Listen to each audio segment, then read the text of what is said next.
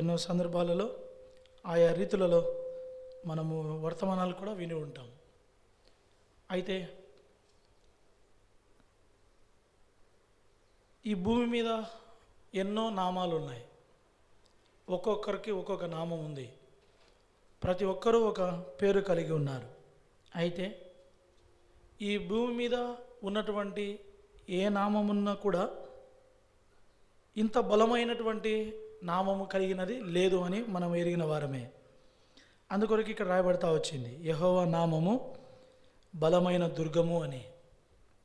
మనకు తెలుసు కదా, దుర్గము అంటే చెప్పగలరు ఎవరైనా? దుర్గము అంటే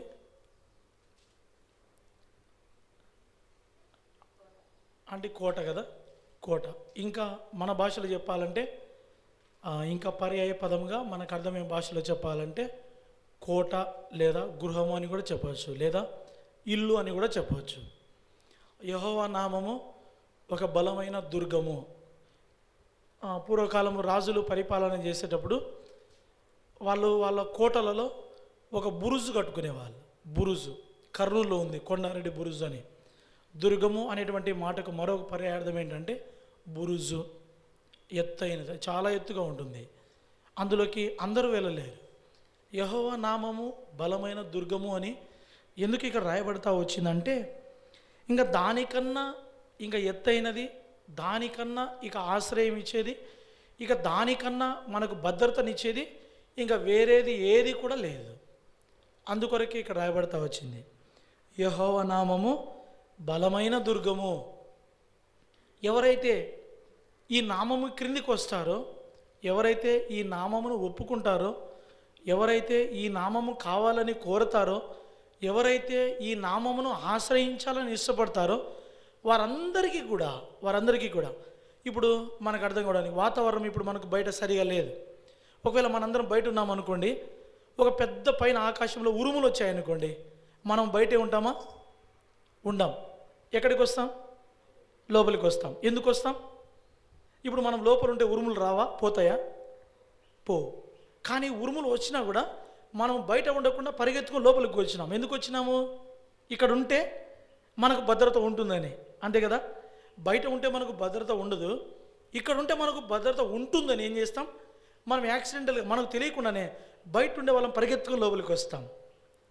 ఈ మాటకు అర్థం చేసి అప్లికబుల్ చేస్తే, ఈ మాటకు ఇదే ఎగ్జాంపుల్ మనము అన్వయించి చూస్తే యెహోవా నామము కూడా అలాంటిదే. అందుకోసమే జ్ఞాని అయిన సొలొమోను దేవుని యొక్క నామాన్ని దేనితో పోల్చినాడంటే భద్రతతో కూడుకున్న దానితో పోల్చినాడు. ఇప్పుడు మనం ఇంట్లో ఉంటే డోర్ పెట్టుకుంటే లేదా డోరుకున్నటువంటి గొల్లెలు పెట్టుకుంటే ఇంకా ఎవరు లోపలికి రారు, ఆ డోరును దాటుకొని ఇక ఎవరు కూడా మన దగ్గరికి రాలేరని మనకు భద్రత ఉంటుందని మనం లోపల అలాగే ఉంటాం. దేవుని నామం కూడా అదే, యెహోవా నామము బలమైన దుర్గం. దీనిని ఎవరైతే అర్థం చేసుకుంటారో, ఎవరైతే దీనిని అర్థం చేసుకొని ఈ నామము క్రిందికి ఎవరైతే వస్తారో, ఇంతకన్నా బలమైనటువంటి భద్రతతో కూడా దుర్గం ఇక నాకు లేదు, ఇంతకన్నా సెక్యూరిటీ ఇక నాకు ఎక్కడ దొరకదు అని ఎవరైతే అనుకొని ఆ నామమును ఆశ్రయిస్తారో వారందరూ ఏమని పిలుస్తారంటే, ఇప్పుడు 2వ లైన్లో రాయబడతా వచ్చింది, యెహోవా నామము బలమైన దుర్గము, నీతిమంతుడు అందులోనికి పరిగెత్తి సురక్షితముగా ఉండును. యెహోవా నామము బలమైన దుర్గము అని ఎవరు తెలుసుకుంటారంటే, నీతి మార్గములోనికి రావడానికి ఎవరైతే ఇష్టపడుతున్నారో అలాంటి వారు. ఈ నామమును ఆశ్రయించిన వారందరూ, లేదా ఈ నామము క్రిందికి వచ్చిన వారందరూ, లేదా ఈ నామమును కోరిన వారందరూ, లేదా ఈ నామమే కావాలని, ఈ నామము క్రిందనే ఉండాలని, ఈ నామమే మాకు బలమైన దుర్గమని, ఈ నామమే మాకు దేవుడని ఎవరైతే అనుకుంటారో అలాంటి వారందరూ కూడా నీతిమంతులే.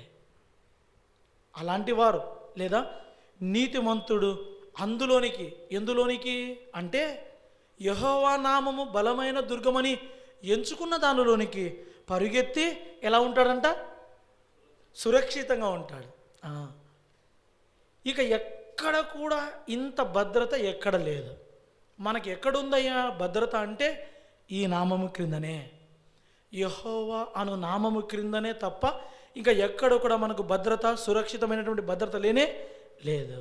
అందుకోసమే మన దేవుని గురించి రాయబడతా వచ్చింది, మనలను కాపాడువాడు కునుకడు నిద్రపోడు. ఆయన కునికే దేవుడు కాదు, ఏదో కాస్త విశ్రాంతి తీసుకుందాం అని అనుకునే దేవుడు కాదు, లేదా కాస్త విరామం తీసుకుందాం అని అనుకునే దేవుడు కాదు, లేదా కాస్త రిలాక్స్ అయిదామని అనుకునే దేవుడు కాదు. ఆయన కునికే దేవుడు కాదు, ఆయన నిద్రపోయేటువంటి దేవుడు కానే కాదు. అందుకోసమే మనకు సురక్షితమైనటువంటి భద్రత ఎక్కడుందంటే కేవలము ఈ నామము క్రిందనే. అందుకొరకే రాయబడతా వచ్చింది, యెహోవా నామము బలమైన దుర్గము, నీతిమంతుడు అందులోనికి పరిగెత్తుకొని వెళ్ళి ఎలా ఉంటాడు? సురక్షితంగా ఉంటాడు. ఈరోజు మనమందరం కూడా సురక్షితముగా ఉండడానికి, లేదా ఈరోజు మనం ఇంత భద్రతతో ఉండడానికి, లేదా ఇంత హ్యాపీగా మనం ఉండడానికి కారణం ఏంటో తెలుసా? ఒకే ఒకటి కారణం, ఈ నామమే. ఈ నామము మనకు ఉంది కాబట్టే, యెహోవా అను నామము మనం ఆశ్రయించి ఉన్నాము కాబట్టే ఈరోజు మనం అందరం కూడా సురక్షితంగా ఉన్నాం. రోడ్డు మీద వెళ్తున్న వారు ఎంతోమంది యాక్సిడెంట్స్కి గురైన వారు ఉన్నారు.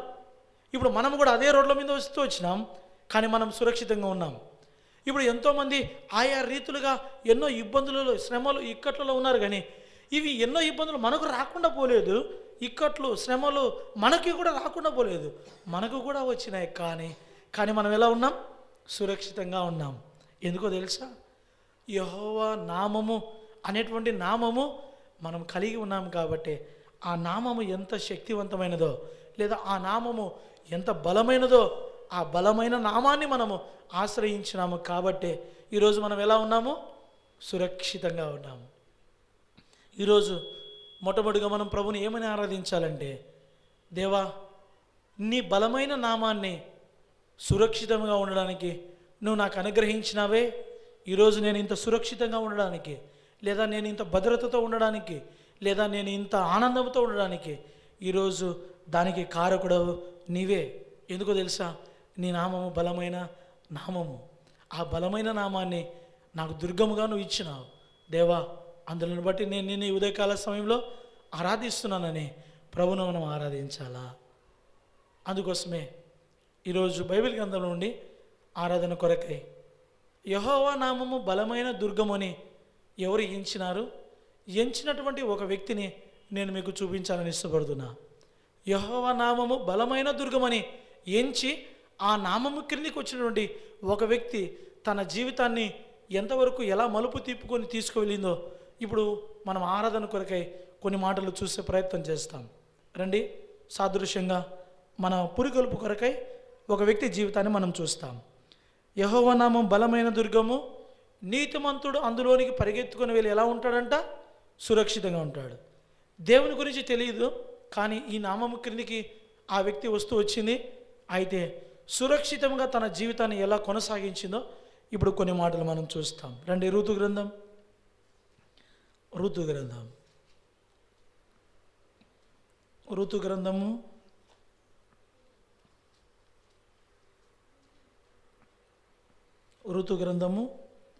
మొదటి అధ్యాయము అర్థం కావడం కోసం మొదటి 5 వచనాలు చదువుతాము, లేదా మొదటి 5 వచనాలు అందరం కలిసి చదువుతామా? అర్థవంతంగా చదువుతాం. ప్రారంభించండి. న్యాయాధిపతులు ఏలిన దినముల యందు దేశములో కరువు కలుగగా యూదా బెత్లెహేము నుండి ఒక మనుషుడు తన భార్యను తన 2 కుమారులను వెంటబెట్టుకొని మోయాబు దేశమునకు కాపురమునుటకు వెళ్ళెను. ఆ మనుషుని పేరు ఎలీమెలెకు, అతని భార్య పేరు నయోమి. అతని 2 కుమారుల పేర్లు మహులోను, కిలియోను. వారు యూదా బెత్లెహేము వారైన ఎఫ్రాతీయులు. వారు మోయాబు దేశమునకు వెళ్ళి అక్కడ కాపురముండిరి. నయోమి పెనిమిటి అయిన ఎలీమెలెకు చనిపోయిన తర్వాత ఆమెయు ఆమె 2 కుమారులు నిలిచిండిరి. వారు మోయాబుసులను పెళ్లి చేసుకొనిరి. వారిలో ఒకదాని పేరు ఓర్పా, రెండవ దాని పేరు రూతు. వారు ఇంచుమించు 10 సంవత్సరములు అక్కడ నివసించిన తరువాత మహులోను, కిలియోనను 2 చనిపోయారు. కాగా ఆ స్త్రీ తాను కనిన 2 కుమారులను తన పెనిమిటియు లేనిదాయను. చాలు. ఇక్కడ మనకు ఒక కుటుంబం కనబడుతూ ఉంది. ఆ కుటుంబంలో ఉన్నటువంటి యజమానుని పేరు ఎలీమెలెకు. యజమానురాలు పేరు నయోమి. వాళ్ళకిద్దరు కుమారులు, మహులోను, కిలియోను. ఇది కుటుంబం. ఈ కుటుంబం ఇప్పుడు ఎక్కడ ఉందంటే యూదా బెత్లెహేములో ఉంది. యూదా బెత్లెహేములో ఉన్నటువంటి ఈ కుటుంబము ఏం చేసిందంటే, ఆ యూదా బెత్లెహేములో ఆ దినాలలో వారు ఉన్నప్పుడు కరువు వచ్చిన కారణాన్ని బట్టి వారు ఏం చేసినారంటే యూదా బెత్లెహేమును విడిచిపెట్టి మోయాబు దేశానికి వలసపోయినారు. మోయాబు దేశానికి ఈ కుటుంబం వలసపోయింది. వలసపోయిన తర్వాత ఆ మోయాబు దేశంలో ఏమి జరిగిందో మనకు తెలియదు, కానీ అక్కడికి వలసపోయినటువంటి ఈ కుటుంబ యజమానుడు ఎలేమెలెకు ఆ మోయాబు దేశంలో చనిపోయినాడు. చనిపోయిన తర్వాత ఆ కుటుంబంలో ఉన్నటువంటి ఇద్దరు కుమారులు వివాహం చేసుకున్నారు. మోయాబు స్త్రీలనే వివాహం చేసుకున్నారు. ఇద్దరు సిస్టర్స్నే వివాహం చేసుకున్నారు. ఇద్దరు తమ్ముళ్ళు ఇద్దరు సిస్టర్స్ని పెళ్లి చేసుకున్నారు. పెళ్లి చేసుకున్న తర్వాత ఏం జరిగిందంటే 10 సంవత్సరాల వాళ్ళు అదే మోయాబు దేశంలో వివాహం చేసుకొని నివాసం చేస్తూ వచ్చినారు. 10 సంవత్సరాల తర్వాత ఏం జరిగిందంటే ఈ ఇద్దరు కుమారులు కూడా చనిపోయినారు. 10 సంవత్సరాల ముందు యజమానుడు ఎలీమెలెకు చనిపోయినాడు. 10 సంవత్సరాల తర్వాత ఆ ఎలీమెలెకు యొక్క ఇద్దరు కుమారులు కూడా ఏమైనారు? చనిపోయినారు. ఇప్పుడు చనిపోయిన తర్వాత ఇప్పుడు ఆ కుటుంబంలో ఎవరు మిగిలినారంటే నయోమి మిగిలింది. ఇక తర్వాత నయోమి యొక్క ఇద్దరు కోడళ్ళు ఓర్ప మిగిలింది, రూతు మిగిలింది. అర్థం చేసుకోండి. యెహోవా నామము బలమైన దుర్గము, నీతిమంతుడు అందులోనికి పరిగెత్తుకుని వెళ్ళి సురక్షితంగా ఉండును. యూదా బెత్లెహేము దేవుడు కోరుకున్నటువంటి స్థలం. దేవుడు కోరుకున్నటువంటి స్థలంలో ఏమొచ్చింది? కరువు వచ్చింది. దేవుడు కోరుకున్న స్థలంలో కరువు వస్తే ఆ కరువు వచ్చినటువంటి ఆ యూదా బెత్లెహేములో ఉన్నవారందరూ వలసపోలేదు, కానీ ఆ కరువు వచ్చినటువంటి ఆ యూదా బెత్లెహేములో నుండి ఒకే ఒక కుటుంబం వలసపోతా వచ్చింది. అది ఎలీమెలెకు కుటుంబం. వీరు ఏం చేసినారంటే యెహోవా నామము బలమైన దుర్గమని ఎంచలేకపోయిన కారణాన్ని బట్టి ఈ బలమైన దుర్గము కలిగిన నామం నుండి బయటికి వెళ్ళిపోయినారు. బయటికి వెళ్ళిపోతే ఇంతకన్నా బలమైన నామము అని వాళ్ళకి ఎరగలేదు, వాళ్ళు తెలుసుకోలేదు, వెళ్ళిపోయినారు, వలసపోయినారు. అయితే వలసపోయిన దేశంలో వారు సమస్తం కోల్పోయినారు. భర్త చనిపోయినాడు, ఇద్దరు కుమారులు చనిపోయినారు. అక్కడ వాళ్ళు ఏకాకిగా మిగిలిపోయినారు. అయితే కొంతకాలానికి ఇక వాళ్ళకి అక్కడ నివాసం ఉండడానికి కానీ, లేదా వాళ్ళ బ్రతుకు తెరువు కొనసాగించడం కోసం కానీ, లేదా ఇంకా ఏదైనా జీవనం ముందుకు పోవాలంటే ఇది సాధ్యం కాదు. కాబట్టి ఏమి జరిగిందో ఆ కుటుంబంలో, అయితే కొంతకాలానికి వారు ఒక నిర్ణయం తీసుకున్నారు. ఇక్కడ మనం ఉండడం ఇక సురక్షితం కాదు అని అనుకుని ఏం చేసినారంటే ఆ మోయాబును విడిచిపెట్టి తిరిగి ఎక్కడికి రావాలనుకున్నారు? యూదా బెత్లెహేముకి రావాలనుకున్నారు. జాగ్రత్తగా వినండి. ఇప్పుడు మోయాబు దేశంలో ఎవరున్నారు? యూదా బెత్లెహేముకు సంబంధించిన ఒక వ్యక్తి, మోయాబు దేశముకు సంబంధించి ఇద్దరు వ్యక్తులు. ఇప్పుడు మోయాబును విడిచిపెట్టి ఎక్కడికి వస్తున్నారంటే మళ్ళీ యూదా బెత్లెహేముకు, దేవుడు కోరుకున్న స్థలానికి వస్తున్నారు. దేవుడు కోరుకున్న స్థలానికి ఎవరు వస్తున్నారంటే దేవుడు కోరుకున్న స్థలంలో ఉన్నటువంటి ఒక వ్యక్తి, దేవుడు కోరుకునే స్థలంలో ఉన్నటువంటి ఇద్దరు వ్యక్తులు ఇక్కడ ఎక్కడికి వస్తున్నారంటే దేవుడు కోరుకునే స్థలంలోకి వస్తున్నారు. ఇప్పుడు ఏం జరిగిందంటే 6వ వచనం అర్థం కావడం కోసం చదువుతాం. 6వ వచనం, వారికి ఆహారం ఇచ్చుటకు యెహోవా తన జనులను దర్శించనని ఆమె మోయాబు దేశంలో వినెను. జాగ్రత్తగా అర్థం చేసుకుంటాం ఈ మాటని. వారికి ఆహారం ఇచ్చుటకు యెహోవా తన జనులను దర్శించనని. ఈ మాట ఎవరు చెప్పారంటే నయోమి చెప్పింది. ఏమని చెప్పింది? యెహోవా తన ప్రజలను దర్శించనని. అర్థం చేసుకుంటాం. ఇప్పుడు నయోమి తన మాటను బట్టి చెప్తుంది యెహోవా తన ప్రజలను దర్శించినాడని. లేదు, ఆమె ఏమనాలంటే యెహోవా నాకు సంబంధించిన నా వారైన ప్రజలను దర్శించినాడని చెప్పాలి. లేదా యెహోవా మమ్మలను దర్శించినాడు, ఇప్పుడు యెహోవా మా కొరతను తీర్చబోతున్నాడని చెప్పాలా. ఆమె ఏమని చెప్పిందంటే తన ప్రజలను దర్శించినాడని. ఇక్కడ మనకు అర్థమయ్యవలసిన విషయం ఏంటంటే ఇప్పుడు ఆమె యెహోవాకు చెందిన ప్రజగా లేదు. ఆమె దేవునికి చెందినటువంటి జనముగా లేదు. ఆమె దేవునికి చెందిన వ్యక్తిగా లేదు. ఆమె దేవునికి చెందిన కుటుంబంగా లేదు. అందుకోసం ఏమనిదంటే యెహోవా తన ప్రజలను దర్శించినాడు కాబట్టి అక్కడ ఆహారం దొరుకుతుంది, కాబట్టి అక్కడ తినడానికి ఇక్కడ తిండి దొరుకుతుంది, కాబట్టి ఇప్పుడు నేను అక్కడికి పోతా. ఇక్కడ ఆహారం దొరికింది కాబట్టి నేను ఇక్కడున్నా, ఇక్కడ అయిపోయింది, ఇప్పుడు ఇక్కడ ఆహారం దొరుకుతూ ఉంది, తన ప్రజలను దేవుడు దర్శించినాడు కాబట్టి నేను వాళ్ళ దగ్గరికి వెళ్ళిపోతా. అర్థం చేసుకోవాలా? మోయాబు దేశమునకు వెళ్ళినప్పటి నుండి అక్కడ జీవనం చేసిన కాలం అంతా కూడా నయోమి ఏ రోజు కూడా దేవుని ప్రజగా ఉండడానికి ఇష్టపడలే. అందుకోసమే తన ప్రజలను దర్శించినాడని తెలుసుకొని ఏం చేసి, ఆహారం దొరుకుతుంది, ఇక్కడ కరువు తీరిపోయిందని ఇప్పుడు ఎరిగి ఎక్కడికి వస్తుందంటే, నాకు ఇక్కడ సొంత ఇల్లు ఉంది కదా, సొంత స్థలం ఉంది కదా, నేను ఎప్పుడైనా అక్కడికి పోవచ్చు కదా అని చెప్పి తిరిగి తన యాత్రను కొనసాగిస్తూ వచ్చింది. యాత్రలో ఏం జరిగిందో మనకు తెలుసు. తన ఇద్దరు కోడలను వెంట పెట్టుకొని యాత్రలో ప్రయాణం చేస్తూ వస్తూ ఉంది. యాత్రలో వాళ్ళతో మాట్లాడుతూ ఉంది. కోడలతో ఏమని మాట్లాడుతుంది మనకు తెలుసు కదా. కోడలు ఇప్పుడు మోయాబు దేశం నుండి ఇప్పుడు యూదా బెత్లెహేముకు నడుచుకుంటూ వస్తున్నారు. నడుచుకుంటూ వస్తూ ఉంటే ఇప్పుడు మార్గ మధ్యంలో తన కోడలతో అత్త మాట్లాడుతూ ఉంది. ఏమని మాట్లాడుతూ ఉందంటే, నేను ముసలిదానను, నేను మీకు ఆహారం పెట్టలేను, నేను మిమ్మల్ని పోషించలేను, కాబట్టి మీరు ఏం చేస్తారో తెలుసా, దయ ఉంచి నా మాట మీరు విని మీరు వెనక్కి వెళ్ళిపోండి. ఎక్కడికి వెళ్ళిపోమంటుంది? ఎక్కడికి వెళ్ళిపోమంటుంది? మోయాబులో దేవుడు ఉన్నాడా? యూదా బెత్లెహేములో దేవుడు ఉన్నాడా? యూదా బెత్లెహేములో దేవుడు ఉన్నాడు. యెహోవా నామము బలమైన దుర్గం, నీతిమంతుడు అందులోని పరిగెత్తుకుని వెళ్ళి సురక్షితంగా ఉండొచ్చు అని చెప్పాల్సిన ఈ యూదా బెత్లెహేమీయురాలు ఇప్పుడు ఏమి చెప్తుందంటే, దేవుడు ఎరగని ప్రజలతో, దేవుణ్ణి పూజించని ప్రజలతో, నిజ దేవుడు ఎవరో ఎరగని ప్రజలతో, నిజ దేవుడు ఎవరో తెలుసుకుని ప్రజలతో, దేవుడు ఎవరో ఎరగని ప్రజలతో ఇప్పుడు ఏం చెప్తుందంటే, మీరు యూదా బెత్లెహేముకు రావద్దు, మీరు ఎక్కడికి పోవాలా, నిజ దేవుడు ఎవరో ఎరగని స్థలాన్ని తిరిగి మీరు వెళ్ళిపోండి. ఇప్పుడు అడుగుతా ఒక ప్రశ్న, నయోమి ఆత్మీయురాలు అంటారా? ఒక ఆత్మీయురాలు మాట్లాడాల్సిన మాటలేనావి? నిజ దేవుడి దగ్గరికి రండి. మీరు ఇంతవరకు మోయాబు దేశంలో మీరు ఎవరిని పూజిస్తున్నారో తెలుసా? విగ్రహార్పితమైనటువంటి వాటిని పూజిస్తున్నారు. వారికి నిజ దేవుడు ఎవరో తెలుసా? సూర్యదేవుడు. వాళ్ళు సూర్యుని మొక్కుతారు, సూర్యుని ఆరాధిస్తారు, సూర్య ప్రతిమను మొక్కుతారు.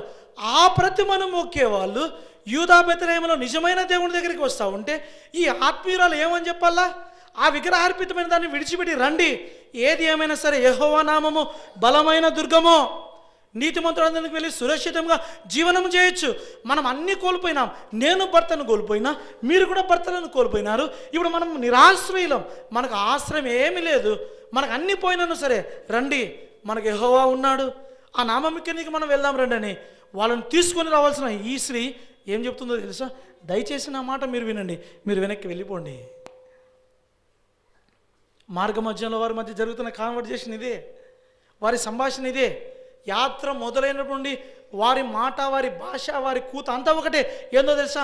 మీరు వెనక్కిపోండి, మీరు వెనక్కిపోండి, మీరు వెనక్కిపోండి, వద్దు రావద్దు, పోండి పోండి అంటూ ఉంటే ఇంకా ఎంతసేపు వాళ్ళని వింటారు అని చెప్పి ఎట్లయినా పెద్దామ కదా, పెద్ద కోడలు కదా, కుటుంబంలో పెద్దామ కదా, ఈ ఓర్ప ఆమె ఏం చేసిందంటే, ఆమెకు ఓర్పు లేక, వినండి, ఓర్పాకి ఏమి లేదు, ఓర్పు లేక అత్త మాట విని అత్తకి ఏం చేసిందంటే ముద్దు పెట్టి, ఇక నీకు నాకు కటీఫ్, నువ్వు నాకు అత్తవు కాదు, నేను నీకు కోడల్ని కాదు, ఇక నీకు నాకు ఏ సంబంధం లేదని చెప్పి అత్తకి ఏం చేసింది, ముద్దు పెట్టి వెనక్కి తిరిగి వెళ్ళిపోయింది.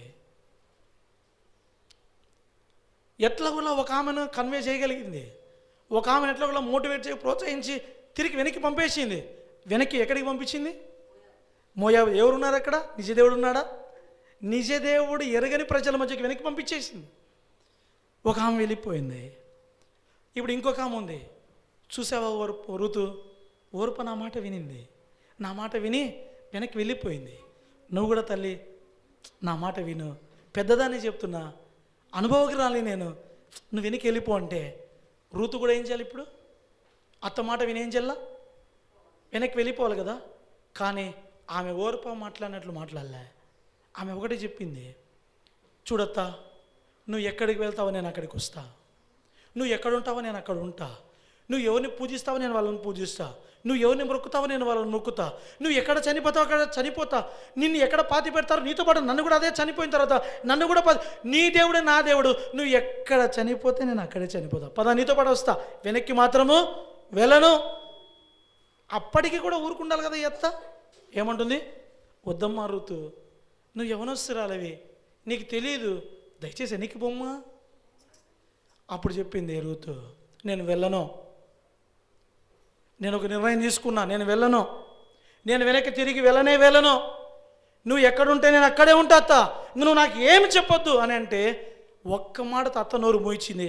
ఇంకా అత్త కూడా వినేటట్లేదు కదా అని అనుకునేదేమో, చిన్న కూడా నా మాటే వినదబ్బా అని అనుకునేదేమో. సర్లే, నీ సావు నీది, నా సావు నాది, పోదాం పాని వెంట పెట్టుకుని వచ్చింది. మొత్తానికి యూదా బెత్లెహేముకి వచ్చింది. యూదా బెత్లెహేముకి వచ్చిన తర్వాత కూడా ఇప్పుడు నయోమి ఏమని మాట్లాడుతుందో తెలుసా? యూదా బెత్లెహేముకు వచ్చిన తర్వాత నయోమి ఏమని మాట్లాడుతుందంటే, సమయ సర్దుబాటు కోసం మీకు అందరికీ తెలుసు కాబట్టి ఇప్పుడు నేను ఒక మాట మీకు చెప్తున్నా. ఇప్పుడు యూదా బెత్లెహేముకు నయోమి రూతు ఇద్దరు వచ్చినారు. ఇప్పుడు వచ్చిన తర్వాత యూదా బెత్లెహేంలో ఉన్న ప్రజలందరూ వచ్చి వీళ్ళని చూసిన తర్వాత ఇంతకాలం ఎక్కడ పోయినావా అని మాట్లాడుతూ ఉంటే, నయోమి బాగున్నావా, ఎక్కడ పోయినావు, ఏంది ముఖ వికారం అయిపోయిందే, ఏమి ఇంత బక్క చిక్కిపోయినావే, చాలా కాలం తర్వాత కలిశారు కదా, కొన్ని మాటలు వస్తాయి కదా. అప్పుడు నయోమిని పిలుస్తూ ఉంటే ఈ ఆత్మీయురాలు ఏమని చెప్తుందో తెలుసా? నన్ను నయోమి అని పిలవద్దు, నన్ను మీరు ఏమని పిలిచాలా? నయోమి అనే మాటకు అర్థం చెప్పగలరా? మధురం. మారా అనే మాటకు అర్థం చెప్పగలరా? చేదు అనే మాటకి ఇంకో మాటకు పర్యాయపదము పాపము. చేదు అంటే పాపము. ఇప్పుడు నయోమి ఆ ఆత్మీయురాలు ఏమని చెప్తుందంటే, నన్ను నయోమి అని పిలిచొద్దు, నన్ను మధురం అని పిలిచొద్దు. ఇంకో మాటలో కూడా అర్థం సమాధానము, సంతోషం అని అర్థం కూడా వస్తుంది. నన్ను అలా పిలిచొద్దు, ఏమని పిలిచాలా? నన్ను మారా అని పిలిచాలా, నన్ను పేరు మార్చి పిలిచండి. ఇంకా తన మాటలు కొనసాగిస్తుంది. ఇప్పుడు దేవుని మీద ఎలా తిరుగుబాటు చేసిందో చూడండి. యెహోవా నన్ను ఏం చేశాడంట? రిక్తురాలుగా చేశాను. యెహోవా దేవుడు చేశాడా? నిన్ను మోయాబుకు పొమ్మని దేవుడు చెప్పాడా? నిన్ను మోయాబుకు పొమ్మని నీకు దేవుడు చెప్పలా, నువ్వు సొంత ఆలోచనతో పోయినావు మోయాబుకి. సొంత ఆలోచనతో పోయావు కాబట్టి నీ సొంత ఆలోచన పోయిన కారణాన్ని బట్టి నీ భర్తను కోల్పోయినావు, నీ ఇద్దరు కుమారులను కోల్పోయినావు, నువ్వు పోగొట్టుకున్నావు సమస్తం. యెహోవా నీలో నుండి ఏం పోగొట్టలే, నువ్వు నీలో నుండి సమస్తాన్ని పోగొట్టుకుంటూ వచ్చినావు. దేవుని అడిగావా? లేదే. దేవునికి చెప్పావా? లేదే. దేవుడు చెప్తే పోయావా? లేదే. ఏమి చెప్పకుండా ఇప్పుడు వచ్చి ఈమె ఆత్మీయురాలైతే ఏమనల్లా? నా స్వయంకృత అపరాధంతో నేను దేవుని మాటను వినకుండా పోయాను, నన్ను క్షమించు ప్రభు అనాల్సిన ఈమె ఏమంటుంది? యెహోవా నన్ను రిక్తురాలుగా చేశాను. ఉందంటారు ఆత్మీయత ఈమెలో? ఆమెలో గనక ఇంత బలమైన ఆత్మీయత ఉంటే ఇది రూతు గ్రంథం అయ్యేది కాదు, ఇది నయోమి గ్రంథం అయ్యేది. మాటలో ఆత్మీయత లేదు, క్రియలో ఆత్మీయత లేదు, జీవితంలో ఆత్మీయత లేదు, ఏమీ లేదు. మాటలో కానీ, క్రియలో కానీ, సాక్ష్యంలో కానీ ఎందులో ఏం లేదు. వెనక్కి వెళ్ళిపో, ఇదే మాట, పో పో పో. ఇంకో మాట చెప్పంటారా? అదే నయోమితో కలిసి రూతు కూడా మోయాబు దేశానికి వచ్చింది. కానీ ఇప్పుడు మోయాబు దేశం నుండి యూదా బెత్లెహేముకు వచ్చినటువంటి రూతుతో ఒక వ్యక్తి ఒక మాట పలికినాడు. ఏమని పలికినాడో తెలుసా? ఆ మాట నయోమితో కూడా పలికుంటే నేను సంతోషించినవాడిని, కానీ నయోమితో మాట అనలే. ఎవరితో అన్నారు తెలుసా? ఆ మాట రూతుతో అన్నారు. ఏమన్నారో తెలుసా? ఇప్పుడు చూద్దాం. ఆ మాట నయోమితో అనకుండా రూతుతో ఆ ఏ మాట అన్నారో ఇప్పుడు చూస్తాం, అర్థం కావడం కోసం. రండి, 2వ అధ్యాయం ఋతు గ్రంథం 2వ అధ్యాయము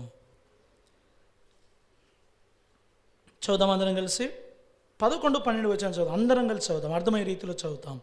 ఋతు గ్రంథం 2వ అధ్యాయము 11, 12 వచనం అందరం కలిసి చదువుదాం. నీవు నీ తల్లిదండ్రులను నీ జన్మభూమిని విడిచి ఇంతకుముందు నీవు ఎరుగని జనమునొద్దకు వచ్చితివి. యెహోవా నీవు చేసిన దానికి ప్రతిఫలమిచ్చును. ఇశ్రాయేలీల దేవుడైన యెహోవా రెక్కల క్రింద సురక్షితముగా ఉండునట్లు నీవు వచ్చితివి, ఆయన నీకు సంపూర్ణమైన బహుమానము ఇచ్చునని ఆమెకు ఉత్తరం ఇచ్చెను. నీవు నీ తల్లిదండ్రులను విడిచిపెట్టినావు, నీ జన్మభూమిని విడిచిపెట్టినావు. నువ్వు చేసినటువంటి ఈ కార్యము సామాన్యమైనది కాదు. ఇది ఎవరు చేయలేని పని. యవ్వన కాలంలో తల్లిదండ్రులను విడిచిపెట్టి భర్తలను కోల్పోయిన తర్వాత కూడా, నీ భర్తను, నీ స్వాస్థ్యమును కోల్పోయిన తర్వాత కూడా, నీ తల్లిదండ్రులను విడిచిపెట్టి నీ అత్తకు నువ్వు విలువనిచ్చి, లేదా ఆ వివాహ బంధానికి నువ్వు విలువనిచ్చి, నువ్వు వివాహం చేసుకున్న తర్వాత ఎలా జీవనం కొనసాగించాలో దానికోసం, ఆ మాట కోసం నీ సొంత జన్మభూమిని విడిచడానికి కూడా నువ్వు వెనుదిరగలేదు. ఇంతకుముందు నువ్వు ఎరిగి ఉన్న ప్రజలను, నీ జన్మభూమిని, నీ తల్లిదండ్రులను అందరిని విడిచిపెట్టి ఇంతకుముందు నువ్వు ఎరుగని ప్లేస్, ఇంతకుముందు నువ్వు ఎరుగని జనం, ఇంతకుముందు నువ్వు ఎరుగని దేవుని దగ్గరికి నువ్వు వచ్చినావే. అందుకోసమే ఈరోజు మేము ఏం చెప్తున్నాం తెలుసా? దేవుడు పలికిచ్చిన మాట ఏమని పలికి, యెహోవా రెక్కల క్రింద నువ్వు సురక్షితంగా ఉండినట్లు వచ్చితివి, అందుకోసం నీకు ఒకరోజు ఆయన సంపూర్ణమైన బహుమానము ఇవ్వబోతున్నాడు. ఎక్కడికి వచ్చింది రూతు ఎక్కడికి వచ్చింది? యెహోవా రెక్కల క్రింద సురక్షితముగా ఉన్నటువంటి స్థలానికి వచ్చింది. వస్తానే ఇంతకుముందు ఆ మాటలు ఎప్పుడు ఆమె వినలేదు. ఇంతకుముందు ఎప్పుడు ఈ దేవుని గురించి ఆమె తెలుసుకోలేదు. ఇంతకుముందు ఎప్పుడు కూడా ఈ దేవుడు ఎరగలేదు. ఇంతకుముందు ఎప్పుడు కూడా ఇలాంటి మాటలు పలికే ప్రజలు ఉంటారని ఆమెకి తెలియదు. ఇలాంటి జనం ఉంటారని కూడా తెలియదు. ఎప్పుడు కూడా ఎలిమేలకు కుటుంబం కానీ, నయోమి కానీ మోయాబు దేశంలో ఉన్నప్పుడు ఈ దేవుని గురించి వాళ్ళకి చెప్పింది కూడా లేదు. అందుకోసమే దేవుడు పలికించాడు, నువ్వు ఎరుగని ప్రజల దగ్గరికి వచ్చినావు, నువ్వు ఎరుగని దేవుని దగ్గరికి వచ్చినావు, నీకు తెలియని దేవుని దగ్గరికి నువ్వు వచ్చినావు. అయితే ఒక మాట ఏంటో తెలుసా? యెహోవా రెక్కల క్రింద ఏముంది? సురక్షితమైన భద్రత ఉంది. అందుకే ఒక పాట ఉంది కదా, సర్వోన్నతుని చాటునా నివసించేడి వాడు తన రెక్కల క్రింద ఆశ్రయము తన రెక్కలతో కప్పును, తన రెక్కల క్రింద ఆశ్రయము తన రెక్కలతో కప్పును, తన రెక్కల క్రింద ఆశ్రయము తన రెక్కలతో కప్పును. దేవుని యొక్క కాపుదల ఉన్న స్థలానికి వచ్చింది. నయోమి కూడా అనిండి అలా. తిరిగి నేను నా స్వయంకృత అపరాధముతో నేను ఎంతో నష్టపోయినా, కుటుంబాన్ని విచ్ఛిన్నం చేసుకున్నా, నా భర్తను పోగొట్టుకున్నా, నా కడుపును పుట్టిన నా 2 కుమారులను పోగొట్టుకున్నా, చాలా పోగొట్టుకున్నా. నా వ్యవహారం, నా ఆహార శైలి, నా జీవన విధానం, నాలో భయంకరమైన మార్పులు, ఇవన్నీ కూడా నా తప్పిదాల పొరపాటు వల్లే వచ్చినాయి. అయితే తిరిగి దేవుడు నన్ను దర్శించినాడు. ఇప్పుడు నాకు బుద్ధి వచ్చింది, ఇప్పుడైనా సరే యెహోవా రెక్కల క్రింద నేను సురక్షితంగా ఉంటానన్న భరోసా, నిరీక్షణ, ధైర్యం నాకుందని ఆమె చెప్పొచ్చు. కానీ చెప్పలే, అన్నీ కోల్పోయింది. కానీ దేవుని ఎరగని ఒక ప్రజ, లేదా ఒక జనాంగం, లేదా ఒక స్త్రీ దేవుని జనాంగం మధ్యలోకి వస్తే అక్కడున్న వ్యక్తి చెప్తున్నాడు ఆ రూతుతో, యెహోవా రెక్కల క్రింద మేము సురక్షితంగా ఉన్నాం. వీరి కుటుంబాన్ని విడిచిపెట్టి, లేదా యూదా బెత్లెహేము విడిచి మోయాబు దేశానికి వెళ్ళినప్పుడు మాకు కూడా కరువు వచ్చింది, మేము కూడా కరువులో ఉన్నాం. అయితే మేము కరువులో ఉన్నామని కానీ, మాకు కరువు వచ్చిందని కానీ, మేము పస్తులు ఉన్నామని కానీ, మాకు ఏమీ లేదని కానీ, మేము నిరాశలమైనాం కానీ, మాకు ఏ రోజు కొరత లేదు. తగిన సమయంలో మాకు ఏమేమి కావాలో మా దేవుడు ఏమి కూడా తక్కువ చేయకుండా మాకు ఇస్తూ వచ్చినాడు. మేము ఇప్పుడు సురక్షితంగా ఉన్నామంటే దానికి కారణము యెహోవా నామమే. ఆ బలమైన దుర్గం కింద కరువు వచ్చినను సరే మేము సురక్షితంగా ఉన్నాం. అయితే ఇప్పుడు నువ్వు వచ్చినావే, మేము ఎట్లయితే సురక్షితంగా ఉన్నామో ఇప్పుడు నువ్వు కూడా అదే సురక్షితంగా ఉంటావని ఆమె ఆ ఆదరణతో కూడిన మాటలు ఆమె వింటూ వచ్చింది. ఎంత శ్రేష్టమైన మాట! అక్కడ ఉన్నవారికి కరువు వచ్చింది, కరువులో వారు ఉన్నారు. కరువులో వారు ఉన్నప్పటికీ కూడా ఇప్పుడు వాళ్ళు సాక్ష్యం చెప్తున్నారు. ఏమని తెలుసా? యెహోవా రెక్కల కింద మేము సురక్షితంగా ఉన్నాము. ఇప్పుడు నువ్వు కూడా ఎక్కడికి వచ్చినావంటే, మేము ఏ రెక్కల క్రింద అయితే సురక్షితంగా ఉన్నామో అదే రెక్కల క్రింద నువ్వు కూడా సురక్షితంగా ఉండడానికి వచ్చావు. ఇక ఎక్కడ కూడా ఇక్కడ సురక్షిత భద్రత నీకు లేదు. అయితే ఒకటి మాత్రం గుర్తుపెట్టుకో, ఒకరోజు నీకు సంపూర్ణమైన బహుమానము ఉంది. ఆమెకు ఆరాధన తెలియదు, ఆమెకు ఆత్మీయత తెలియదు, ఆమెకు నిజదేవుడు తెలియదు, నిజదేవుని సేవించడం తెలియదు, ఏమీ తెలియదు. కానీ ఎప్పుడైతే ఈ మాట వినిందో, ఈ ఒక్క మాట ఆమె లోపల బలంగా నాటుకుపోయింది. నాటుకుపోయిన తర్వాత ఇప్పుడు ఇంటికి వెళ్ళి చెప్తా వచ్చింది తన అత్తతో, నువ్వు వృద్ధురాలుగా ఉన్నావు కదా అత్త, నువ్వు ఇంట్లోనే ఉండు, నేను నిన్ను పోషిస్తా. ఎందుకు ఈమెకి ఇంత ధైర్యం వచ్చింది? నేనే నిన్ను పోషించగలను, నేనే నిన్ను పోషిస్తాను ఎలా చెప్పగలిగింది? ఇప్పుడున్న కోడలు చెప్పగలరు అత్తలతో? అత్త నువ్వు ఇంట్లోనే ఉండు, నువ్వు ఏ పని చేయొద్దు, మొత్తం నేనే చేస్తా చెప్పగలరా? నువ్వు కాలు కింద పెట్టద్దు చెప్పగలరా? కానీ రూత్ ఏం చెప్పింది తెలుసా? నువ్వు ఇంట్లో ఉండవు, నీకోసం నేను పనలేరుతా, నేను పనలేరుకొస్తా, నేను నీకు ఆహారం చేస్తా, నేను నీకు ఆహారం వండి పెడతా. ఎందుకు వచ్చింది తెలుసా? ఈమెలో ఇంత ధైర్యం రావడానికి కారణం ఒకటే, యెహోవా రెక్కల క్రింద సురక్షితమైన భద్రత ఉందని ఆమె విన్నప్పుడు ఆ మాటలో ఆమెకి ఎంత ఆదరణ దొరికిందంటే, ఎంత ఆత్మస్థైర్యం దొరికిందంటే, ఎంత ఆమెకు ప్రోత్సాహం దొరికిందంటే అంత ప్రోత్సాహం దొరుకుతూ వచ్చింది. కనుకనే ఆమె ఏ పని చేయడానికైనా పూనుకునింది. చాటును వెళ్ళి వేరే వారు పొలం కోస్తూ ఉంటే, వాళ్ళు పనులు ఎత్తుతూ ఉంటే, మిగిలిపోయినటువంటి పనులు ఉన్నాయి కదా, ఆ మిగిలిపోయినటువంటి పనులు ఏం చేస్తూ ఉంది? ఒక్కొక్కటి ఏరుకుంటా అన్నీ ఒకచోట కూర్చుతూ ఉంది, ఒకచోట సమకూరుస్తూ ఉంది, ఒకచోట అన్నీ గుమ్ముకూడుతూ ఉంది, ఒకచోట. ఇప్పుడు పనులు ఏరడం సాధ్యమైన పనే? ఒకేసారి దొరుకుతాయా? ఎన్ని పనులు ఏరితే ఒక ఏమంటారు ఒక సేరు దొరుకుతాయి, లేదా ఒక పడిగింజలు దొరుకుతాయి? ఎన్ని పనులు ఏరాలా కదా, ఎంతసేపు ఏరాలా? అయితే బోయజ్ అన్నాడు ఒక మాట, ఏమన్నాడంటే, ఇగో ఆమె ఉంది, ఆమె ఇంతకుముందు మనల్ని ఎరగదు, ఇంతకుముందు మన గురించి ఆమెకు తెలియదు, ఆమె ఇక్కడికి వచ్చింది, ఇక్కడ సురక్షితమైన భద్రత ఉండాలంటే మీరు ఏం చేయాలి తెలుసా? ఆమె కోసం కొన్ని పనులు మీరు విడిచిపెట్టాలా అని చెప్పినాడు. ఇంకో మాట చెప్పంటారా?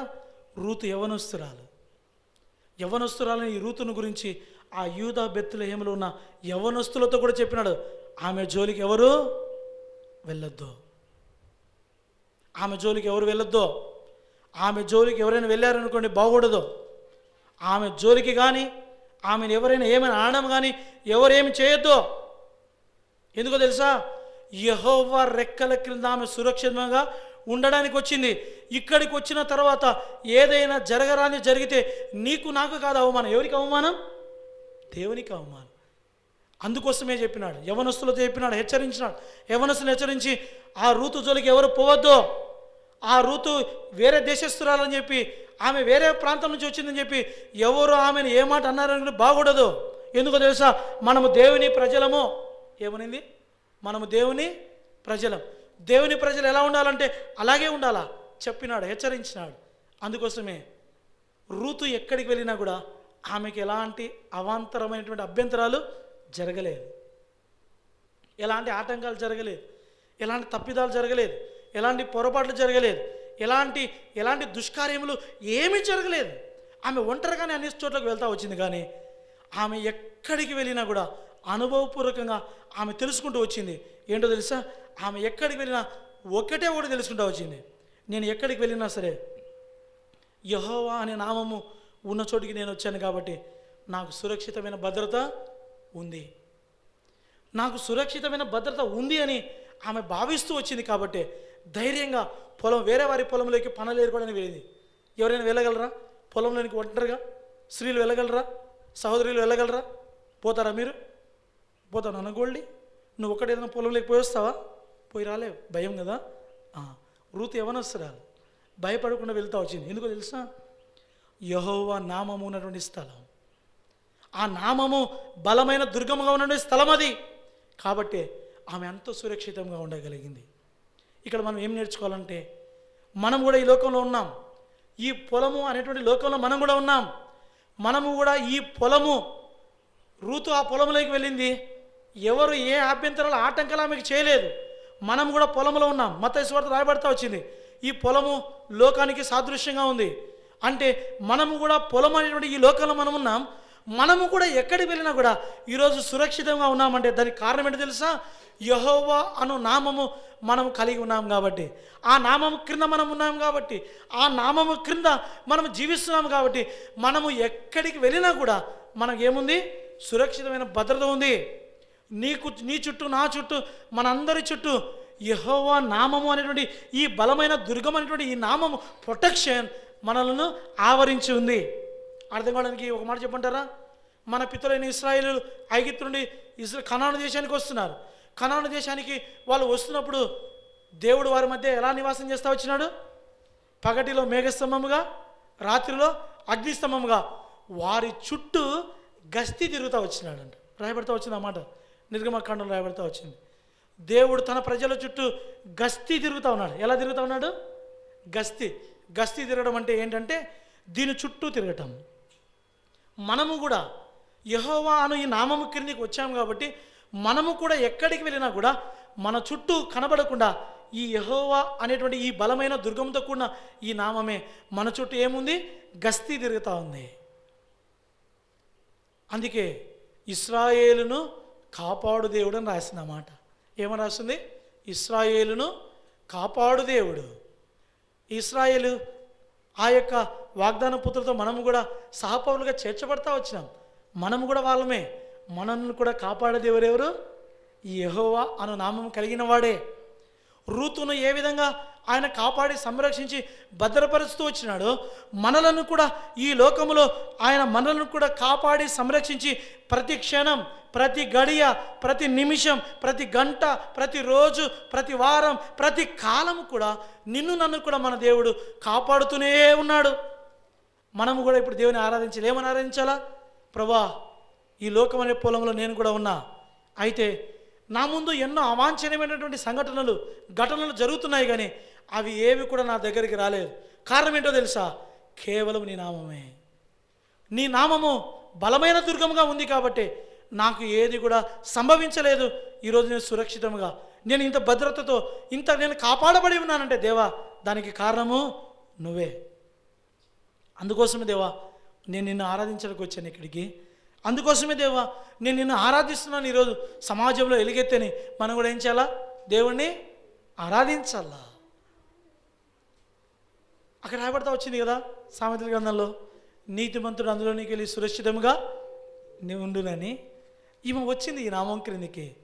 వచ్చినప్పుడు బోయేస్తూ ఆమె ఒక వాగ్దానం పొందింది, నువ్వు యెహోవా రెక్కల కింద సురక్షితంగా ఉంటావు, ఒకరోజు ఆయన నీకు సంపూర్ణమైన బహుమానము ఇస్తాడని. ఇక్కడ ఇంకో విషయం గుర్తు చేస్తా. నయోమి కానీ రూతు కానీ ఇప్పుడు యూదా బెత్లెహేములో వాళ్ళు నివాసం చేయాలంటే లేదా వాళ్ళు జీవించాలంటే వారు యూదా బెత్లెహేమును విడిచిపెట్టి మోయాబు దేశానికి వలసపోయినప్పుడు వారు కొంత అప్పు కూడా కలిగి ఉన్నారు. ఎక్కడ? యూదా బెత్లెహేములో వారికి అప్పు కూడా ఉంది. ఇప్పుడు వారు యూదా బెత్లెహేములో తిరిగి జీవనం కొనసాగించాలంటే వారి యొక్క అప్పు తీర్చబడాలా. ఇప్పుడు వారు అప్పు తీర్చాలంటే అప్పు తీర్చే పరిస్థితుల్లో ఉన్నారా? తినడానికి ఏమి లేదు, తిండినే లేదు. ఆ తిండి ఒక పూట తినాలంటే ఏం చేయాలా? పొలంలోకి పోయి ఈ పనులు ఏరుకొని వచ్చి ఆ పనులు ఏం చేయాలా? రోకల్లో వేసి దంచుకోవాలా. దంచుకుంటే ఎన్ని దొరికినాయో, దంచితే ఎన్ని గింజలు వస్తాయో ఆ దొరికిన గింజలతో వాళ్ళు ఏం చేయాలా? పొట్ట నింపుకోవాలా. ఒక పూట గడవడమే కష్టం. ఇప్పుడు వాళ్ళ అప్పు తీర్చబడాలంటే సాధ్యమవుతుందే? సాధ్యం కాదు. ఇప్పుడు వాళ్ళ అప్పు తీర్చబడాలంటే ఒకటి జరగాల. వాళ్ళకి ఎవరైనా సమీప బంధువులు ఉంటే ఆ సమీప బంధువులు వీళ్ళకు బదులుగా అప్పు తీర్చాల. ఆ తర్వాతనే వీళ్ళు జీవనము ఆ ప్రాంతంలో కొనసాగించాల. అప్పు తీర్చే పరిస్థితుల వాళ్ళు లేరు. కాబట్టి ఇప్పుడు బోయేజు ఒక ఆలోచన చేసినారు, వీళ్ళకి ఎవరైనా సమీప బంధువులు ఉన్నారా అని ఆలోచన చేసినాడు. అయితే ఒక కుటుంబం దొరికింది. ఈ ఎలీమెలెకు కుటుంబానికి సమీప బంధువులు, అత్యంత దగ్గర బంధువులు ఉన్నటువంటి వారు ఒక కుటుంబం దొరికింది. వాళ్ళ దగ్గరికి వెళ్ళి చెప్పినాడు, నయోమి ఆమె మోయాబు దేశానికి వలసపోయింది, భర్తను కోల్పోయింది, కుమారులను కోల్పోయింది. అయితే వస్తూ వస్తూ అక్కడ వివాహం జరిగిందంట. తనతో పాటు ఒక కోడలు కూడా వచ్చింది. వారు కాస్త ఇబ్బందులు ఉన్నారు.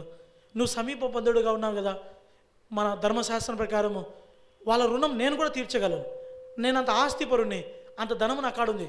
2వ వచనం రాయబడతా వచ్చింది, నయోమి నయోమి బోయేజు గురించి రాయబడతా వచ్చింది. నయోమి వంశపు వాడే, ఆస్తిపూర్ణ రాయబడతా వచ్చింది. అయితే ఈయన కంటే ముందు సమీప బంధుడు ఇంకొక ఆయన ఉన్నాడు. ఆయన అన్నాడు, నేను అప్పు తీర్చలేను అన్నాడు. ఇప్పుడు ఎవరు అప్పు తీర్చాలా? ఇంకా తర్వాత ఎవరు వీళ్ళకి సమీప బంధువులు అవుతారో వాళ్ళు మాత్రం అప్పు తీర్చాలా? ఇప్పుడు బోయేజు వంతు వచ్చింది. ఇప్పుడు బోయే ఏం చేశాడంటే వీరికి సమీప బంధుడైనాడు. ఈ బోయేజు వీరికి బదులుగా వీరి యొక్క రుణము లేదా వీరి యొక్క అప్పు తీరుస్తూ వచ్చినాడు. ఏం నేర్చుకోవాలి ఇక్కడ మనం అంటే, మనము కూడా ఈ లోకంలో ఉన్నాం. ఈ లోకంలో మనం కూడా జీవిస్తూ మనము కూడా అప్పుల పాలయ్యాం. ఏం అప్పుల పాలయ్యామంటే పాపము చేసి పాపమునకు ఏమైనా మనమందరము. రోమిలికి రాసిన పత్రిక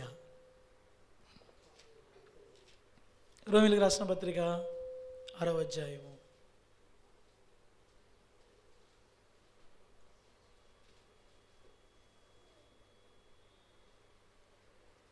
6వ అధ్యాయము చదువుదామా అందరం కలిసి? 17వ వచనం మొదటి మాట, మీరు పాపమునకు దాసులైరి. దాసులమైనాం. దేనికి దాసులమైనాం? పాపానికి దాసులమైనాం. ఇప్పుడు ఈ పాపపు దాసత్వంలో మనం ఉన్నాం. ఈ పాపపు దాసత్వంలో నుండి మనము విడిపించబడాలంటే ఈ పాపమునకు రావాల్సిన పర్యవసానము లేదా లెవెల చెల్లించబడాలి. అంతే కదా? పాపమునకు మనం దాసులమైనాం కదా. ఇప్పుడు పాపమునకు మనం దాసులయ్యాం కాబట్టి ఈ పాపమునకు రావాల్సిన రుణం ఏం చేయాలా? తీర్చబడాలా. ఇప్పుడు పాపమునకు ఉన్నటువంటి బలం ఏంటి? పాపం వలన వచ్చు జీతము రోమా 6:23 రాయబడింది అన్నమాట. ఎలాగనగా పాపం వలన వచ్చు జీతము మరణం. ఇప్పుడు ఈ పాపమునకు మనం దాసులమైనాం. ఇప్పుడు ఈ పాపమునకు దాసులమే, ఈ దాసత్వం నుంచి మనం విడిపించబడాలంటే ఈ పాపమునకు రావాల్సిన రుణం ఏం చేయాలా? చెల్లించాలా. అర్థమైంది కదా? ఈ పాపమునకు రావాల్సిన రుణం ఈ భూమి మీద ఎవ్వరు కూడా చెల్లించలేరు. కాబట్టే ఆ దేవాది దేవుడే మనకు సమీప బంధువుడుగా ఈ భూమి మీదకి దిగొచ్చినాడు. ఆ పాప దాసత్వంలో నుండి మనలను విడిపించడానికి, మన అప్పు చెల్లించడానికి మనకు సమీప బంధువులు ఎవ్వరు కూడా రాలేదు. మనల్ని విడిపించడానికి ఎవ్వరు రాలేదు. మనల్ని తప్పించడానికి ఎవ్వరు రాలేరు. మనలను ఆ పాపములను విడిపించడానికి ఎవ్వరు రాలేదు. అందుకోసమే మత్తయి సువార్త 1వ అధ్యాయం 21వ వచనం రాయబడింది. ఏమని రాయబడింది? మత్తయి 1:21 రాయబడింది. ఏమని రాయబడింది? చదువుదామా బిగ్గరగా అందరం? మత్తయి 1:21 రాయబడింది. ఏమని రాయబడింది? ఆమె ఒక కుమారుని కన్నును తన ప్రజలను వారి పాపముల నుండి, ఆయనే ఎవరి పాపముల నుండి? వారి పాపముల నుండి. వారు ఎవరంటే మనమే. అర్థమైందా? మనలను విడిపించడానికే రక్షకుడు. యేసు అనే మాటకు అర్థం రక్షకుడు. మనకు సమీప బంధువుడుగా మనలను విడిపించడానికి రక్షకుడుగా ప్రభువైన యేసుక్రీస్తు ప్రభువారు ఈ భూమి మీదకి 2024 సంవత్సరాల క్రితం దిగి రావాల్సి వచ్చింది. అందుకే పాపము ఏమి డిమాండ్ చేసిందంటే యేసు ప్రభువారి యొక్క ప్రాణాన్ని డిమాండ్ చేసింది. ఏం డిమాండ్ చేసింది? మనం కూడా కొన్ని డిమాండ్ చేస్తాం కదా. ఇప్పుడు నేను దీని నుండి నేను తప్పించబడాలంటే నాకు కొన్ని డిమాండ్స్ ఉన్నాయి. ఇప్పుడు నక్సలైట్లు ఉంటారు. నక్సలైట్లు ఎవరైనా ఒక వ్యక్తిని పట్టుకున్నారనుకోండి, ఇప్పుడు పోలీసు బలగాలు పోయి ఆ వ్యక్తిని మీరు విడిపించాలి, మీరు వదలండి అని అంటే ఇప్పుడు నక్సలైట్లు అంటారు కదా, మాకు కొన్ని డిమాండ్లు ఉన్నాయి, మా డిమాండ్లకు మీరు ఒప్పుకుంటే ఏం చేస్తాం? విడిచిపెడతాం, లేకుంటే చంపుతాం. ఇప్పుడు పాపం కూడా అదే సవాల్ వేసింది. నేను నీ ప్రజలను, మత్తయి 1:20 రాయబడింది, తన ప్రజలను రాయబడతా వచ్చింది. మనం ఎవరము? దేవుని ప్రజలము. ఇప్పుడు పాపం అంటుంది, నేను నీ ప్రజలను విడిపించాలంటే నాకు కూడా కొన్ని డిమాండ్లు ఉన్నాయి, నాకు కొన్ని డిమాండ్స్ ఉన్నాయి. ఏంట్లో తెలుసా? ఆ డిమాండ్స్ ఏంటంటే నీ ప్రాణం కావాలా. ఏం కావాలా? నీ ప్రాణం కావాలా.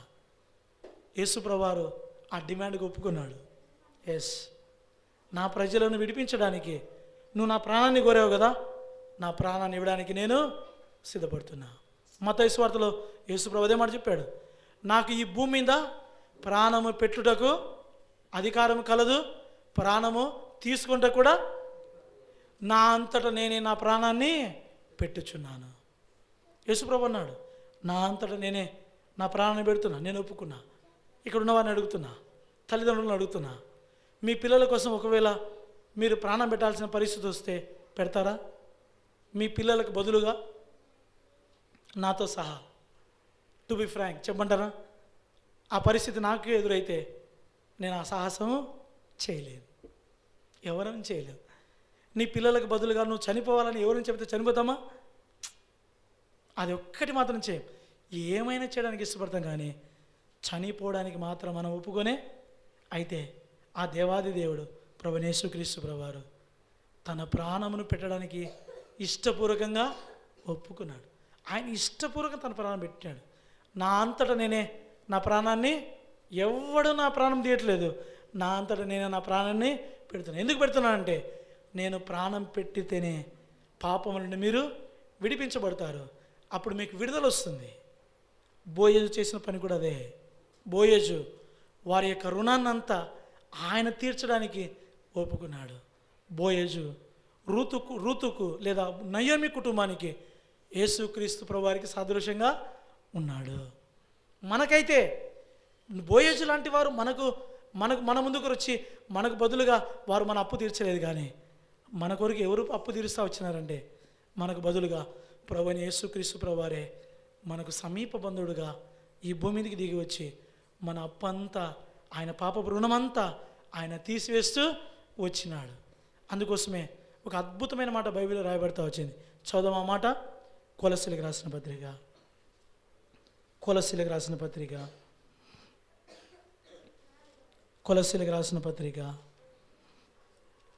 2వ అధ్యాయము. కొలస్సీలకు రాసిన పత్రిక 2వ అధ్యాయము చదువుదామా? 13 నుంచి 15 వచ్చే వరకు కలిసి ఉన్నాయి, అందరం కలిసి చదువుదాం. 13 నుండి 15 వరకు కలిసి ఉన్నాయి, కలిసి చదువుదాం. మరియు అపరాధముల వలనను శరీరమందు సున్నతి పొందకపోవటం వలన మీరు మృతులై ఉండగా దేవుడు రాత రూపకమైన ఆజ్ఞల వలన మన మీద రుణముగాను మనకు విరోధముగాను ఉండిన పత్రమును, చాలు, మన మీద మనకు విరోధముగా ఏముంది? రుణముగా ఏముంది? ఒక పత్రం ఉంది. ఎవరైనా అప్పిచ్చారనుకోండి, నాకు అప్పిచ్చారనుకోండి, మన ఇద్దరి మధ్యలో ఏం రాసుకుంటాం? ఒక ప్రామిసర్ బాండ్ రాసుకోమా? ప్రామిసర్ నోట్ లేకుండా ఒక 50,000 డబ్బులు ఇస్తామా? ఇవ్వలేం. భద్రత కోసం, భరోసా కోసం ఏం చేస్తాం? నువ్వు నాకు అప్పు ఉన్నావు, నువ్వు నాకు రుణం ఉన్నావు అని చెప్పి మన ఇద్దరి మధ్యలో ఒక బాండ్ రాసుకుంటాం. అర్థమైందా? మనము పాపము చేస్తుండగా మన ప్రతి పాపము కూడా గ్రంథంలో రాయబడతా వచ్చినాయి. ప్రతిదీ కూడా రాయబడతా వచ్చింది, ప్రతిదీ కూడా లిఖించబడతా వచ్చింది. అప్పుడు అంటుంది, ఈ పాపం అంటుంది తెలుసు, ఇదిగో నీ ప్రజలు ఏ పాపం చేశారో చూడు, నీ ప్రజలు పాపాలన్నీ చూడు, ఈ పాపాలన్నింటి నుండి వాళ్ళని నేను విడిపించాలంటే ఒకటి, నువ్వు ప్రాణమైన పెట్టాలా లేదా వాళ్ళ ప్రాణమైన తీయాలంటే. అప్పుడు ఏమన్నాడు తెలుసా? ప్రభువైన యేసుక్రీస్తు ప్రభువారు వారి మీద రుణంగా ఉన్న వారికి విరోధంగా రాయబడినటువంటి ఈ రుణపత్రాన్ని ఇప్పుడు నేను ఏం చేయబోతాను తెలుసా? ఇగో వారు పాపం చేశారు కదా, వారు చేతులతో పాపం చేశారు కదా, వారు చేతిలో చేసిన పాపానికి ఏమైతే పత్రం రాయబడతా వచ్చిందో దాని బదులు ఇదిగో నా చేతుల్లో మేకులు కొట్టండి, నా కాళ్ళలో మేకులు కొట్టండి, నా తలలో ముళ్ళకిరీటం పెట్టండి, నా హృదయంలో బల్లెపట్టు పొడవండి, నా శరీరం అంతా 1 తక్కువ 39 కొడాదలు కొట్టి చిత్రహింసలకు గురి చేసుకో. నా పిల్లల జోలికి మాత్రం వెళ్ళొద్దు, నా ప్రజల జోలికి మాత్రం వెళ్ళొద్దు. నువ్వు వాళ్ళకు బదులుగా నువ్వు నన్ను ఏం చేయాలనుకో ఏమైనా చేసుకో. ఈ లోకాధికారులకు ప్రభువైన యేసుక్రీస్తు ప్రభువారు తల దించుకొని అప్పగించబడతా వచ్చినాడు మౌనంగా. అందుకోసమే యేసు ప్రభువారిని చిత్రహింసలకు గురి చేశారు. కారణం ఏంటో తెలుసా? నీ పాపము నా పాపము రుణముగా ఉన్న కారణాన్ని బట్టి మన రుణపత్రము కొట్టివేయబడాలంటే, కొట్టివేయబడినటువంటి ఆ రుణపత్రము ఇక దాని మీద రాతపూర్వకమైన ప్రతి మాట తుడిపి పెట్టబడాలంటే యేసుక్రీస్తు ప్రభు దేహంలో నుండి రక్తమంతా కారాల, చివరి బొట్టు వరకు రక్తమంతా కార్చాడు. అందుకే ఎందుకో తెలుసా? ఆ రాతపూర్వకంగా రాయబడిన ప్రతి మాట కూడా తుడిపి పెట్టబడాలంటే యేసు ప్రభువారి యొక్క రక్తం చివరి బొట్టు వరకు కార్చాలా. అందుకోసమే చివరి కడబొట్టు వరకు కూడా యేసు ప్రభువారు తన రక్తాన్ని మన కోసము చిందించినాడు. కారణం ఆ చిందించబడిన కారణాన్ని బట్టే ఇప్పుడు ఏం జరిగిందో తెలుసా? చదువుదాం కంటిన్యూషన్. కొలస్సీ 2:13 నుంచి మధ్య చదివాం కదా, మళ్ళీ చదువుదామా? ఫస్ట్ నుంచి మళ్ళీ చదువుదాం. మరియు అపరాధముల వలనను శరీరమందు సున్నతి పొందక వలన మీరు మృతులై ఉండగా దేవుడు రాతరూపై ఆజ్ఞలోన మన మీద రుణముగాను మనకు విరోధమైన పత్రమును మేకులతో సిలువకు కొట్టి దాని మీద చేవ్రాతను తుడిచివేసి మనకు అడ్డము లేకుండా దాన్ని ఎత్తివేసి మన అపరాధములన్నిటినీ క్షమించి ఆయనతో కూడా మిమ్మల్ని జీవింపజేసెను. ఆయన ప్రధానులను అధికారులను నిరాయుధులనుగా చేసి సిలువ చేత జయోత్సవంతో వారిని పట్టి తెచ్చి బాహాటంగా వేడుకకు, ఈరోజు ఇంత బాహాటంగా ఇప్పుడు వేడుకగా మనమందరం ఇక్కడ కూర్చున్నామంటే దాని